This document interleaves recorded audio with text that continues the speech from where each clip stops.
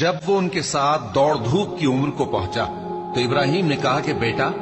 میں خواب میں دیکھتا ہوں کہ گویا تم کو ذبح کر رہا ہوں، تو تم سوچ لو کہ تمہارا کیا ارادہ ہے۔ انہوں نے کہا کہ ابا جان، جو آپ کو حکم ہوا ہے وہی کیجئے،